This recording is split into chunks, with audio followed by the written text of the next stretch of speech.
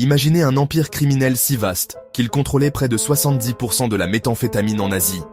Un homme qui aurait amassé des milliards dans l'ombre, échappant pendant des décennies à la justice. Certains l'appellent le Pablo Escobar de l'Asie. Aujourd'hui, on plonge dans l'histoire glaçante et fascinante de Tchétchi Lop. Avant de commencer, prenez 2 secondes pour cliquer sur like, vous abonner et activer la cloche. Ça aide énormément la chaîne.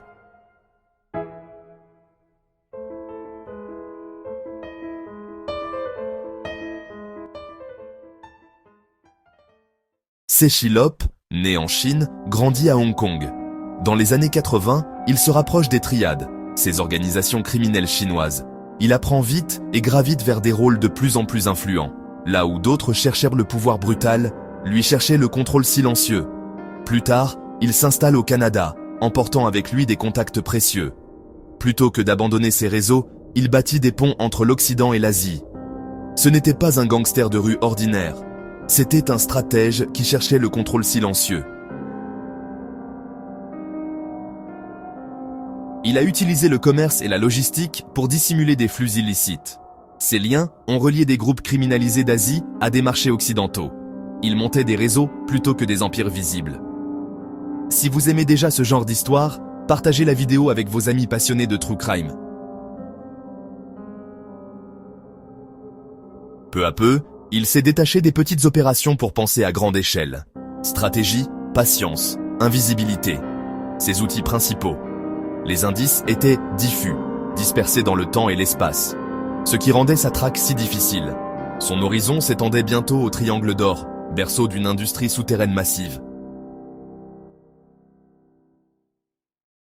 Dans les années 2000-2010, Tchétchi Lop fonde Samgor, aussi surnommé The Company. C'est un super cartel, une alliance de plusieurs triades et groupes locaux. Spécialité, la méthamphétamine produite en masse dans le Triangle d'Or.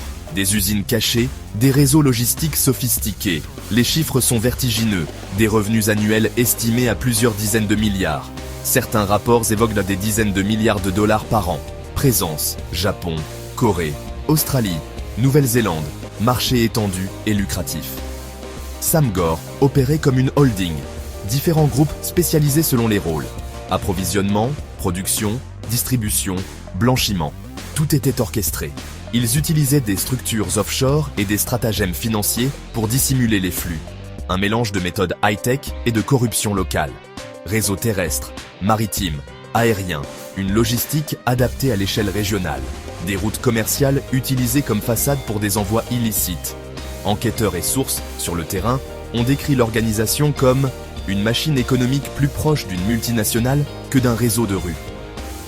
L'impact humain et social était immense, avec des vagues d'addiction et de violence. Des vies brisées dans plusieurs pays de la région. Imaginez, un seul groupe dégageait des revenus supérieurs à ceux de certaines multinationales légales. Le réseau s'étendait de producteurs locaux à distributeurs internationaux.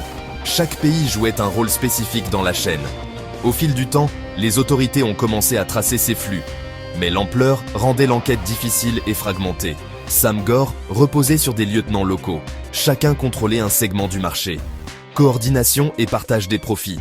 Le modèle économique était clair. Samgor, une alliance puissante, une machine à générer des profits immenses. Les agences de police de toute la région commencent à enquêter. Interpol et l'ONU coordonnent les efforts transnationaux. TSE vivait comme un fantôme.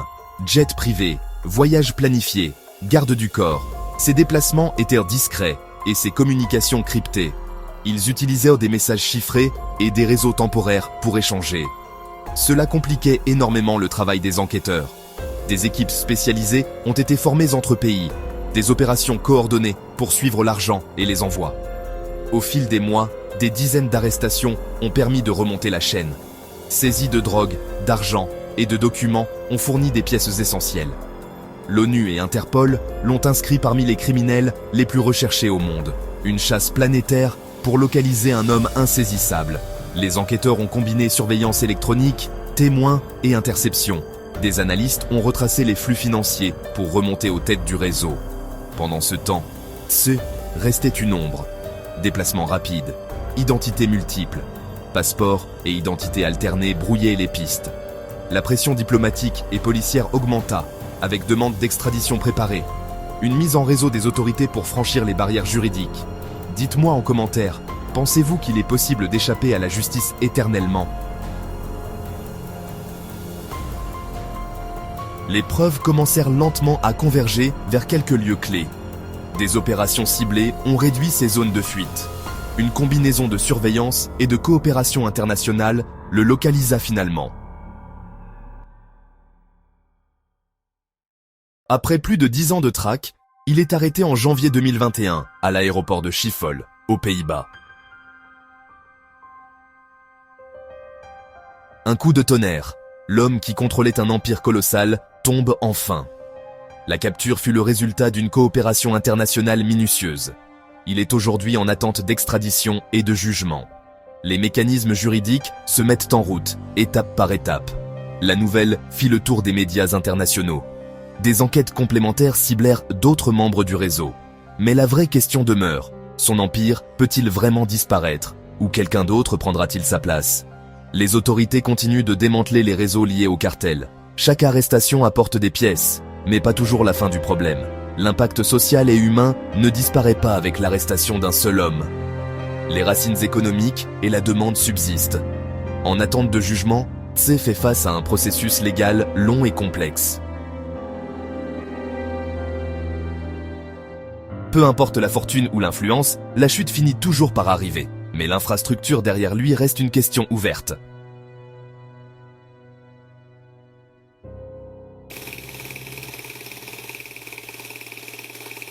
Tse Chilop est l'exemple parfait que, peu importe la fortune ou l'influence, la chute finit toujours par arriver.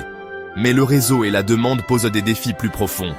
Si cette enquête vous a intrigué, abonnez-vous maintenant. D'autres histoires encore plus incroyables arrivent très bientôt sur la chaîne. Un simple like et un partage nous aident énormément à continuer ce travail.